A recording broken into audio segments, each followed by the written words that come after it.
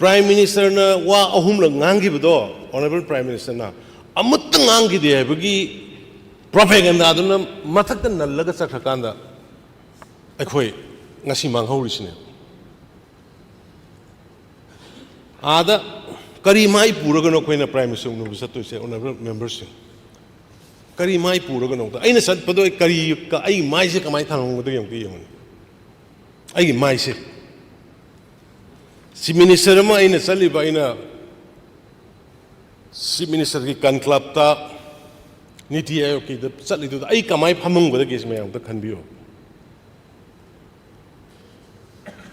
politician ama oiragadi or activist social activist ama oiragadi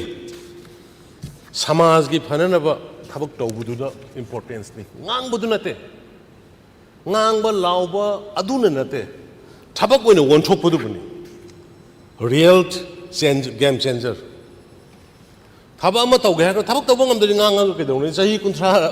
inner line permit pi ona sana laula pidam pi da dikar kane madhu ki pot mayam da ekhoi ki stage ka ikhwai de ki nungai taba ma mang da targa leiraba aseng ba potse madu kauthoga ngahaki oiba lakpa nungsina humpa propaganda kharda chatpadonga tawba akhoi stage da pot khara urakpa masi am danger ne masidagi akhoi na thaidok hoba or kalhoba ngamdragadi adum nonglei nungsit phattabajina humma chakra kana akhoi si yamna foundation leitaba marung pandava society ma do khoi soina oigani say example handak ki MP election da yes pendable lei pendable lei adu pendable lei ragasu core issue du karino karamai tawna tawrino kanada kari tawraga kanada pot piraga fagadagi habe koi khanabai mauta fare hana gi tawdre anoba yengas anoba na tawdur si karino ai si koi khanade hujik ta khange ai da kahalo ai thokpa dum longamadagi tawraga relief camp dagi hanjan hangani yumda thamgani adu tawgani thinjangani ror nongsa oina khongni na haram adu jikti ai chumna ai di chokidar ni chak thonggadaba moina thongdraga chokidar aina ke dogdu no masana admit taw masi akhoi di hawbuda ugi matamdu da ikhoina election gi matamdu da home minister na prime minister na tawraiba pot khara du prajana kumna yengbiramaba adu oragadi sigi mistake se khoi tawramoy matamdu da karimta ugi de Prime Minister na wa ahum lang ngangi bado Honorable Prime Minister na amut ngangi de bagi propaganda do na mathak tan nalaga sakakanda akhoi ngasi manghaurisine ada kari mai puraga no koina Prime Minister no sato se honorable members kari mai puraga no aina sat pado kari ka ai mai se kamai thanong do yong ki yong ai mai se si minister ma ina sali ba ina si minister ki kan club ta niti ayo ki da sali do ai kamai phamung ba ge me ang ta khan biyo nokpok seng mai da thoki ba yama thoning ba thokdok adu su lan arta han doga nokpok seng mai da thoki ba thokdok tu hairi ba achoba mob amana khunji da landa attack tawbadagi hojiki nupi sing sigi magi imung manung si bawda mathoi mangrabane but adu nupi masa nupi siga khitang ahloiba nupi siga ji puthok piraga mob tu dagi puthoraga mabani gi life se kanbiraga phi se pi session biraga magi mayum da tharaga hingna tharamine adugi credit logadaba mob tu dagi nupi masa ani du kallaga puthoraga ikhoina moibu yumda thagibni haibdugi credit lawgudabagi mahutta biren lokthoknaba honabada BJP gi sarkar lokthoknaba honabada adugi video do ada tharga Parliament hayeng ni the puthoga. Pichibi the quite popular word about the Honorable Prime Minister Modi ji do mango the no confidence motion thangat pigi India group na Congress na lusing ba dung ba potuna ikai ba pigi ba sida thokpa macha makak adusu aran banat ba convene ba poraga kallaga mayum da thagrab do madu ada habi bagi mohta ngasi sidaida phamam mi ba opposition kangbu moi gi team na Delhi ki parliament to the parliament boycott to na Honorable Prime Minister do no confidence motion thankal laga ikai ba pibi ki ba karima yenga go no khoina Prime Minister no ge hai dosi mi woina khalan ningi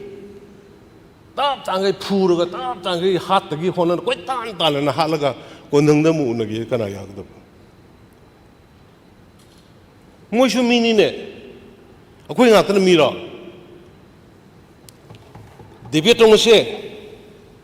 ini high grade. Debate orang se, Parliament, Assembly, debate orang apa ni? Debate tu dah ngamna se, debate tu dah hai nasi. Point by point, documentary evidence. Kumbang ngamdre. Puthore na koi. Yes, core issue tu kari no. Adu influx, illegal migrants, adu kaloi na unnatural growth of new villages. Adu di khangam dri ne. Mayam tapan na dri ne. Asam raipan na hai leki hari duni ne. As satellite mapping do lala ba. Adu kumbagi duna leba nga aga nebula ammi se koi. Hari dudi. Kaino su mapan thok ngang du de khoi kaino su ADC su Manipur ni kaino panchayat su Manipur ni kana na Manipur nati hai ge more da small town committee gi leading da jati apun ba yaur ge election tor ga chairman khalle ADC le kan de tribal khata oi atai jati yaw ba de makok tu de moi du khang bangam de adu khang bangam da bu kamaina le ba nga tu no Ara ina khomi na hala ina khomi silaida su gi matang yes su akhoi cabinet na su akhoi MLA mayam na su lor kan da su lok thok kadam ni na akhoi decision lowe house the yore house gi resolution chale su lok thok kadam ni yare roi lem na re but aina ha gi bu tripartite talk ni na akhoi gi di signature pi roi na akhoi di withdraw tore ahum gi manung da ani ma ri tawdri mani na by virtue hinni But adubu sangturaktre ministry na sangturaktre mina mado house ki decision do su sana roi haiba sana bo yaro haiba house ki decision do honor do na khonggi budo thoga ma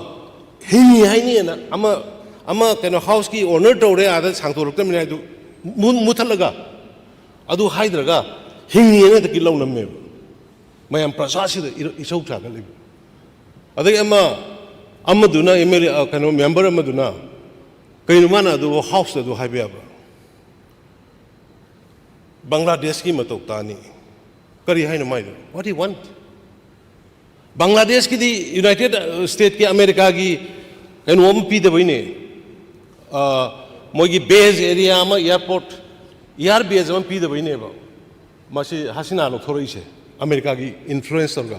akhoi jo illegal immigrant pithok na bi rang ho ga ro Manipur sa illegal immigrants in Manipur sa pithok na bi dong ki rang ho ga ro irang sakat ke ha ra ma aduna sugumba mi sing si the moi responsibility fix to gam ne koi honorable speaker sir if anything goes wrong and comes wrongs moi gumba ngang iba santoi ba sumai irang sakat iba se member oisano anybody moi the nation sigi state sigi tranquility da harmony da thugai bagi dong moi gi mathak da koi legal action to gudo aduna sa pangangang na ba pangsek sang na ba se phatte emotion da kari tawdri ke sa kari tawdri ke mitok khanto oina se anirak ahum rak mitok khanto o deport tawro नोगी indigenous people दो कंजन बगी दमता मितो खंतो home ministry दगी सा चे लाकना खंतो पा होर बसे how तो लिबर से सी नो मत ngang नो मत पंदे नो मत मितो खंतो पा होरिसी कमाई तौरगे कयाम फंगगे के दौरगे नो मत पंदे बा सिगी नत्रा बे खोइन ngasi तालिसे मणिपुर की मियाम तालै सिगी नत्रा मितो खंतो नबगे बायोमेट्रिक लौरगा खंतो पा होरे sir second fencing ngasai keno na su hangibudo fencing na sina su hangibudo fencing ti yo kayam sathina bharat sarkar sere soi loge se singarang hangi se ne hanagi 80 ma 10 lai gare 80 ma lai re 40 ma sanction tor kan ngasi walo ri ba 240 se sar se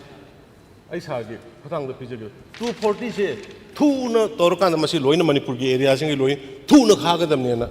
order pi ri ba sida थबक तौजी हाइरा कोई खनजी हाइरो मणिपुर प्रजा Manipur the लेरि बयल होमी अखोई मयाम सि कंदनबगी थबक तौजी हाइब्रा नत्रगना politics तौजी हाइब्रा इरांग सागसे हाइब्रा Bharat सरकार ने करी तो उत्तर लेरि के हाइबनि द इन हाइदि एफएमआर प्री मोमेंट रिजिम ना किलोमीटर निफु चंगा ग लेरमबदो स्वासमा स्वराज मैदाम की मतलब सब्जेक्ट टू करेक्शन तरा तुक कथा करे ngasi maduna marum warkan ai khoi da demographic imbalance ama manipur da lae ai khoi gi leiriba keno mayam se indigenous population masing yam je ba mayam se mang gi bata re ha bi pre moment is suspend ta ro gi thami ba khoi set government na power piri home ministry na keno da external affairs ministry da iraga decision lo ri fencing kha ba gi wa loire FMR ka thale then mito khando ko hore kari wali ge khoi demand ba NRC formally home adagi parliament gi or cabinet gi lakadu budu ne ba khoi ngai dis but NRC lakte ngai de so ina nan ha ba NRC ga mana ba thabak di hore ba sigi issue si the core issue si de sujat chatre ga no mata si kari doruge na pande hangde ba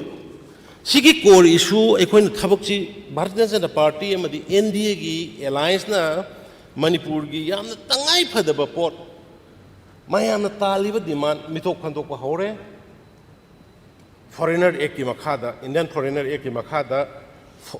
every district ki SPC foreigner returning officer in hapakanda detect and deport mangonda empowered to yaidana khandok pa hore husi continue to have gi sesule sima leire si khandok pa hore ba si da si gi matong da mo fencing like the begini na to budu husi fencing si gi apun ba loina to ro haidana ma si loina si order to ga leire then FMR pre the sangthong janghen yaram bodu husi pre moment regime du husi visa yaudri sang ba yaro visa or nikari card keno do passport visa amadi passport yaudri husi sir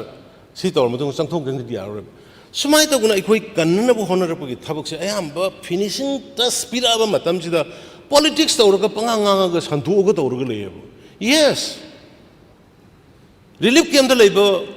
ai khoi ni hene nungai ti ne uba kanda nan mori gi la pakanda ai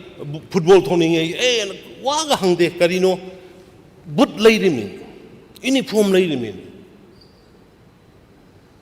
hujik ngang honorable members mayam loina I am really appreciate loina sat na hujik 15 August ki kari gi hujik ke di khoi honorable ngasi jo ai house samjage 15 August ta tawri ba sumai na sigi issue se settle da guna moi gi leifam jafam je phajana sindri baudi honorable member punamak I request to all of you at least jing de la ko so ama la ko so kem relief kem sin isa sat pi ga moi gi award pa hang bi ba share to bi ba school gi education gi khangde kari khangde masi mayam se just 15 August ki matung so do ma sim tai continue to bi hoinai honorable speaker gi kuthang dai mayam haijadi masim to bi moi nungai tin le si ka ngai re ba hujik le si karmaina changna ga dage core issues mitok khandok ko le re hore fencing khaba leire loisal fencing loisale fencing to di sai ada thambasi within this 5 years ta haibani masai nursery na hangam bodo within this 5 years da loisini haibani adagi FMR ka thakre adagi ai masi haining dabni house ta Manipur miyam na yaning di have a port sahi chamag ni phugi matung da change lai ne 140 years ke matung da Manipur miyam na yaning di hairu badagi change lai ne ai madu palaroge si baugi siasi yong na Bharat Sarkar na tawru abasi da pen riba Manipuri sing isin naw sing social media da karyan ka thaina riba isin naw sing noi na pami se karino social media da karyan ka thaina riba aduga kaino tawriba isin naw sing je karino noi na pami mitok khondok hauraba fencing gi order loiraba FMR sanaba lepaba aduga noi na pamdi mayam na pamdi have port about the hongba haura abasi da kari makata na karino ba no khoina pami se karino ba government langna dorgi maram Prime Minister Modi ji langna ga dori maram Amit Shah langna ga dori maram aduga siri akhoi da akhoi government se langna ga dori maram se kari lei dige kari wa lige sangna na ba peace lane thokre akhoi thon bor sibo akhoi na ra ba really do khoi jat pro no moi do khoi ka pro mi gi yum do khoi mai tharu pro Manipur da khakta da thokpana te sidi pithribi pham bun mak masi thoi rally gi namada adugi namada adagi namada torkana khudong sab loba thokre tanna na honari ngarang thummi duni ada parliament 400 crore gi mathak da relief camp gi dangka paisa thada khre yes